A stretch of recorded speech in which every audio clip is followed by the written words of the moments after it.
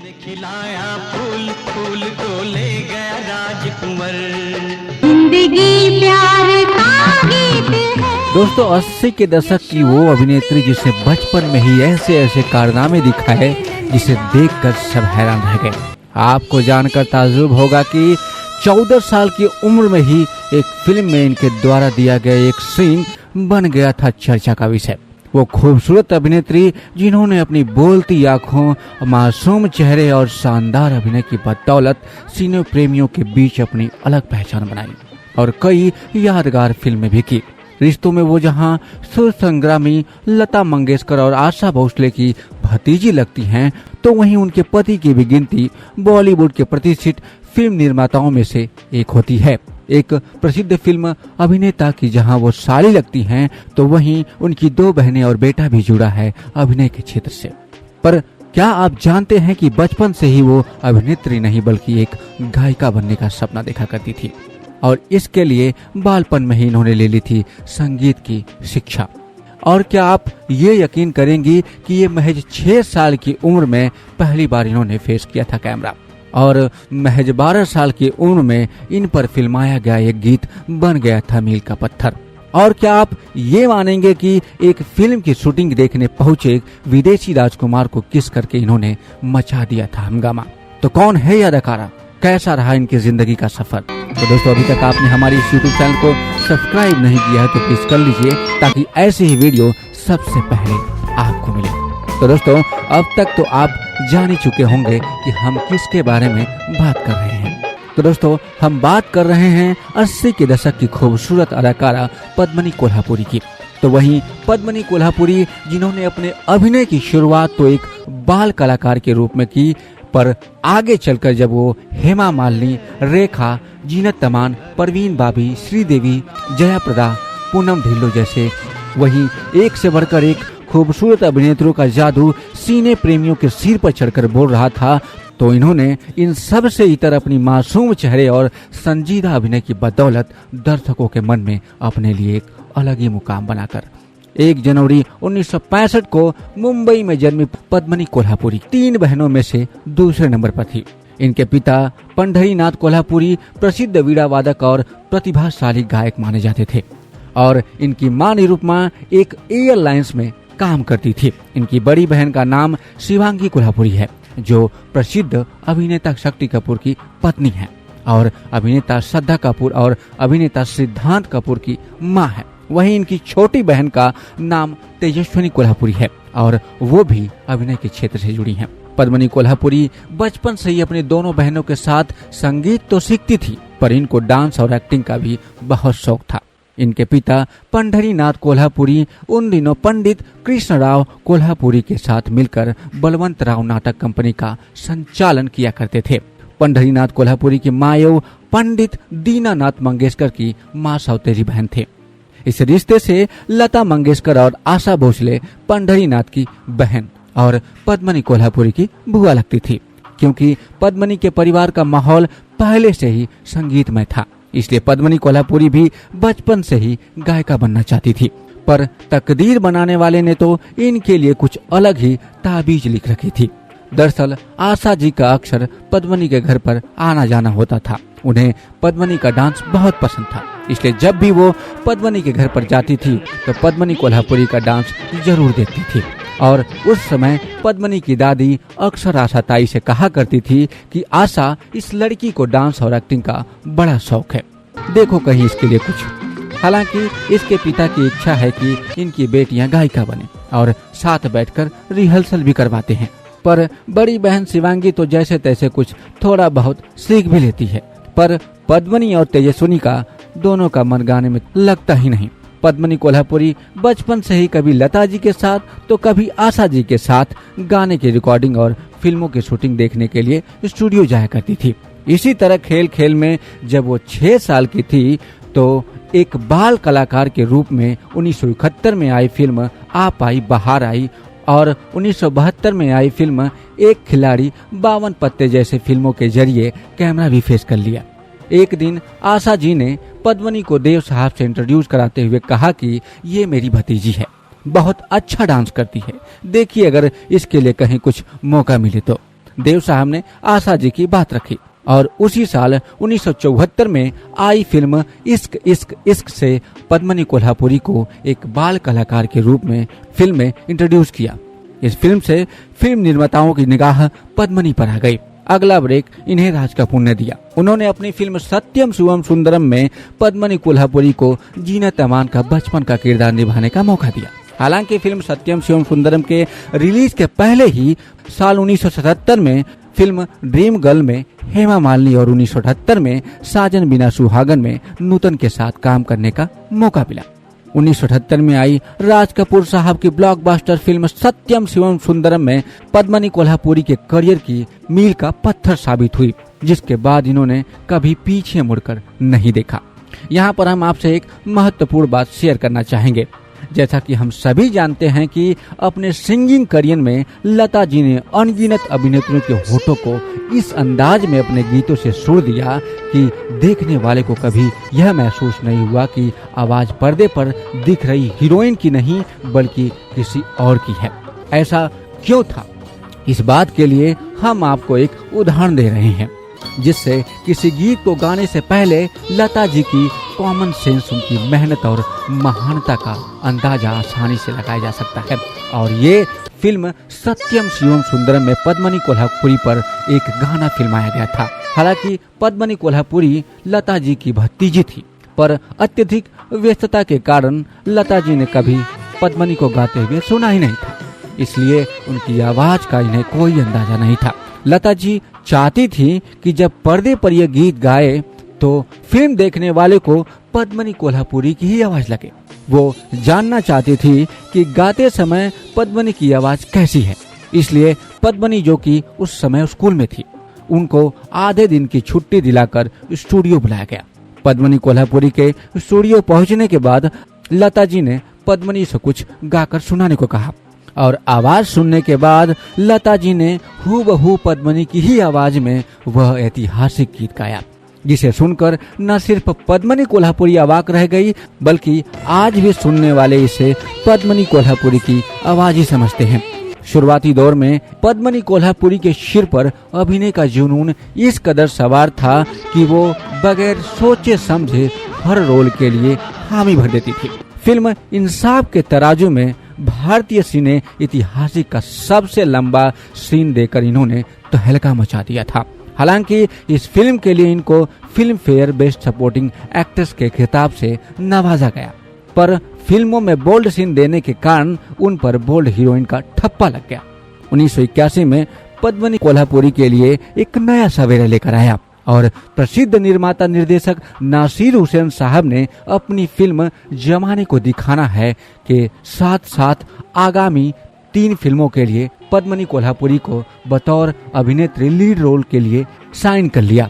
और इसी बीच अपने बेटे ऋषि कपूर को लेकर फिल्म प्रेम रोग की तैयारी कर रहे राज कपूर साहब को जब ये बात पता चली तो उन्होंने फौरन ही पद्मिनी को बुलाकर फिल्म प्रेम रोग की हीरोइन के रूप में साइन कर लिया। हालांकि ये बात नासिर हुसैन साहब, जिन्होंने पद्मिनी से 3 फिल्मों का कॉन्ट्रैक्ट साइन कर रखा था, बहुत नागवार गुजरी और दोनों में वाद विवाद खड़ा हो गया। पर चूंकि दोनों फिल्म दुनिया के बड़े नाम थे, इसलिए दोनों के बीच इस शर्त पर समझौता हुआ कि नासिर हुसैन साहब की फिल्म रिलीज होने के बाद ही राजकुमार साहब अपनी फिल्म को रिलीज करेंगे। पर इस बीच निर्माता इस्माइल सौफ ने दोनों के बीच चल रहे विवाद का फायदा उठाया और अपनी फिल्म आहिस्ता आहिस्ता बनाकर रिलीज कर दी। फिल्म आहिस्ता आहिस्ता तो उनकी सफल नहीं रही, पर इस फिल्म के सारे गीत इस कदर हिट हुए थे कि सुनने वालों को न सिर्फ तब बल्कि आज भी सुकून और शांति का एहसास करा देते हैं। अब यही पद्मिनी कोल्हापुरी की कारनामे की बात करें तो पद्मिनी कोल्हापुरी ने एक ऐसा कारनामा अंजाम दिया जिसे आज भी याद किया जाता है। दरअसल ब्रिटेन के प्रिंस चार्ल्स, जो कि उन दिनों भारत के दौरे पर थे, जिन्होंने हिंदी फिल्मों की शूटिंग देखने की इच्छा जाहिर की और उन्हें स्टूडियो ले जाया गया, जहां फिल्म आहिस्ता आहिस्ता की शूटिंग चल रही थी। जहां पर अभिनेत्री शशिकला के साथ मौजूद अन्य लोगों ने जहां तिलक लगाकर और हार पहनाकर उनका स्वागत किया, तो वहीं पद्मिनी कोल्हापुरी ने चार्ल्स का स्वागत चुम्बन से करके सबको हैरान कर दिया। हम बात कर रहे हैं साल 1981 के फिल्म आहिस्ता आहिस्ता की।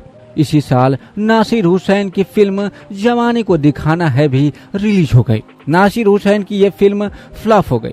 हालांकि मजरूह सुल्तानी के लिखे गीत और संगीतकार आर.डी. बर्मन के निर्देशन में लयबद्ध किए गए इस फिल्म के गीतों को खूब पसंद किया गया, पर पद्मिनी कोल्हापुरी को इन दोनों ही फिल्मों से कोई खास फायदा नहीं मिला। साल 1982 में आई राज कपूर की ब्लॉकबस्टर फिल्म प्रेम रोग, जिसने न सिर्फ एक अभिनेत्री के तौर पर पद्मिनी कोल्हापुरी को पहचान दिलाई, बल्कि फिल्म इंडस्ट्री में स्थापित भी कर दिया। एकदम नई कहानी पर बनी ये फिल्म जहां लोगों को खूब पसंद आ रही थी, तो वहीं इस फिल्म के गीतों ने भी सफलता के सारे रिकॉर्ड तोड़ दिए। इस फिल्म के गाने पर ऋषि कपूर द्वारा किए गए अभिनय को जहां उनके करियर को बुलंदियों पर पहुंचा दिया, तो वहीं पद्मिनी कोल्हापुरी भी अपने अभिनय और अपने डांस की बदौलत लोकप्रियता के शिखर पर जा पहुंची। इस फिल्म में पद्मिनी कोल्हापुरी पर फिल्माई गई विदाई गीत ये गलियां ये चौबारे ऑल टाइम हिट बन गया, जिसे आज भी शादियों में बजते हुए सुना जा सकता है। साल 1982 के आखिरी में आई फिल्म निर्माता निर्देशक सुभाष घई की फिल्म विधाता भी एक मेगा हिट साबित हुई। एक्शन एवं थ्रिल से भरपूर मल्टी स्टार यह फिल्म उस साल की सबसे कमाई करने वाली फिल्म बनी। फिल्म में पहली बार संजय दत्त की अपोजिट ना किरदार निभाने वाली पद्मिनी कोल्हापुरी की जोड़ी दर्शकों ने खूब पसंद किया। यूं तो फिल्म के सारे गीत दर्शकों को खूब पसंद आए, पर पद्मिनी कोल्हापुरी पर फिल्माया गया गाना सात सहेलियां खड़ी खड़ी जबरदस्त सफल रहा।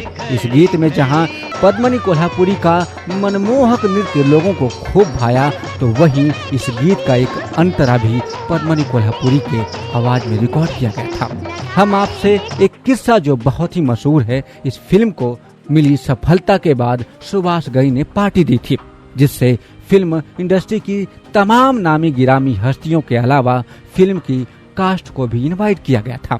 सभी आ चुके थे और सभी को फिल्म के हीरो संजय दत्त का इंतजार था। कुछ देर बाद संजय दत्त भी वहां आए, पर वो भी भरपूर नशे में थे और पहुंचते उन्होंने उत्पात मचाना शुरू कर दिया, जिससे लोग भौचक्के रह गए। इससे पहले कि कोई कुछ समझ पाता, उनके हाथ एक चाकू लग गया, जिसे हाथ में लेकर वह पास खड़ी पद्मिनी कोल्हापुरी के सामने पहुंच गए। संजय दत्त को हाथ में चाकू लिए अचानक सामने खड़ा देख पद्मिनी कोल्हापुरी के होश उड़ गए और वो चीखते हुए भागने लगी और नशे की हालत में संजय दत्त भी उनके पीछे लग गए। बड़ी मुश्किल से लोगों ने हालात पर काबू पाया। बाद में जब इस बात की जानकारी संजय दत्त के पिता सुनील दत्त को हुई, तो उन्होंने संजय दत्त को खूब खरी खोटी सुनाई। हालांकि जहां इस साल आई इनकी अन्य फिल्में खुश नसीब, तेरी मांग सितारों से भर दूंगा और स्वामी दादा कुछ खास नहीं कर पाए, तो वहीं साल 1983 में राजेश खन्ना के साथ सौतन और अनिल कपूर के साथ वो 7 दिन जैसे सुपरहिट फिल्में भी अमर रहीं। उन दिनों पद्मिनी की गिनती फिल्म इंडस्ट्री के बड़ी हीरोइनों में होती थी और अनिल कपूर जैसे न्यू कमर के साथ इन्होंने वो 7 दिन जैसे सुपरहिट फिल्में दी, जिससे अनिल कपूर को फिल्म इंडस्ट्री में पैर जमाने का मौका मिला।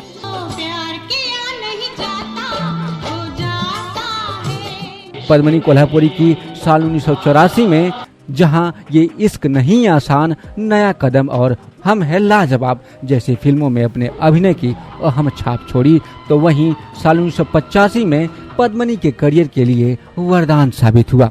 इस साल पद्मिनी कोल्हापुरी की 10 फिल्में रिलीज हुई, पर मिथुन चक्रवर्ती के साथ आई इनकी रोमांटिक फिल्म प्यार झुकता नहीं इनको सफलता की बुलंदियों पर ला खड़ा कर दिया। फिल्म की भावपूर्ण कहानी जहां मिथुन चक्रवर्ती और पद्मिनी कोल्हापुरी ने अपनी दमदार अदायगी से 4 चांद लगा दिए। फिल्म की सफलता का ये आलम था कि बहुत से दर्शक एक साथ चारों शो के टिकट बुक कराकर थिएटर में फिल्म देखने के लिए जाते थे।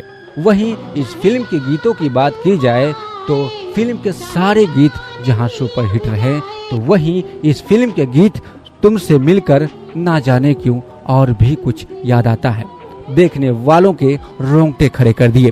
इस फिल्म के बारे में कहा जाता है कि 1977 में आई पाकिस्तान फिल्म आईना और इससे पहले 1973 में शशि कपूर और शर्मिला टैगोर और शत्रुघ्न सिन्हा की सुपरहिट फिल्म आ गले लग जा का रीमेक थी।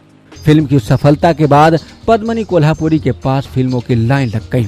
साल 1986 में ही इन्होंने बप्पी लहरी के निर्देशन में म्यूजिक लवर्स नामक एक एल्बम बनाया और बप्पी दा एंड कंपनी के साथ लंदन में रॉयल एल्बर्ट हॉल में इसका लाइव शो भी किया।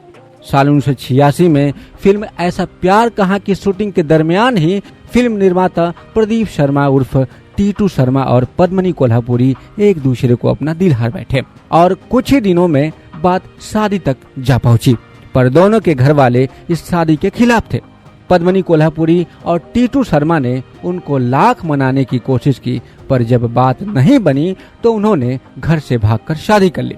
पद्मिनी ने जब घर छोड़ा था तो उनके पास कुछ भी नहीं था, यहाँ तक कि शादी के लिए कपड़े और जेवरात भी नहीं थे। उनकी दोस्त पूनम ढिल्लों ने उन्हें कुछ जेवरात और कपड़े दिए थे। 1993 में प्रोफेसर की पड़ोसन के बाद पद्मिनी कोल्हापुरी ने पारिवारिक जिम्मेदारियों को निभाने का फैसला करते हुए फिल्मों से दूरी बना ली। फिर साल 1999 में उन्होंने फिल्म निर्माता के रूप में बॉलीवुड में कदम रखा और रॉकफोर्ड नामक फिल्म का निर्माण किया। लगभग 10 साल के लंबे अंतराल के बाद 2003 में उन्होंने सुपरहिट मराठी फिल्म चिमनी पाखर से अभिनय में दोबारा वापसी की। इस फिल्म में बेहतरीन अभिनय के लिए इनको सर्वश्रेष्ठ मराठी अभिनेत्री का स्क्रीन अवार्ड भी दिया गया। साल 2009 में बोलोराम और साल 2013 में फिल्म डॉटर और सुपरहिट कॉमेडियन फटा पोस्टर निकला हीरो में काम किया। इस फिल्म में इन्होंने शाहिद कपूर की मां की भूमिका निभाई थी। पद्मिनी कोल्हापुरी के दिल्ली और हैदराबाद में अभिनय ट्रेनिंग के सेंटर हैं, तो वहीं मुंबई में ये एक ग्रूमिंग और मॉडलिंग एकेडमी का संचालन के साथ ही पद्मिनी कोल्हापुरी सीताराम बुटीक की मालकिन भी हैं। पद्मिनी कोल्हापुरी टीवी पर आने वाली कई रियलिटी सिंगिंग और डांसिंग शो में मेहमान के हैसियत से अक्सर दिखाई देती रहती हैं। तो दोस्तों, आज के वीडियो में बस इतना ही। आपको पद्मिनी कोल्हापुरी कैसी लगती हैं? उनकी कौन सी फिल्में आपको पसंद थी और उनका कौन सा गाना सबसे ज्यादा आपको पसंद है? आप अपने कमेंट्स में हमें जरूर बताइएगा। आपने इस वीडियो को अंत तक देखा, इसके लिए बहुत बहुत धन्यवाद।